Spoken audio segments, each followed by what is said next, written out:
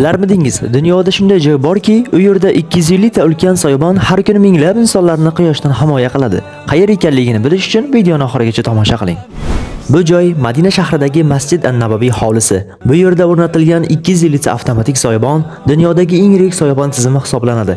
Har birining balandligi 26 metr bo'lib, 25 metr radiusdagi maydonni soya bilan qoplaydi.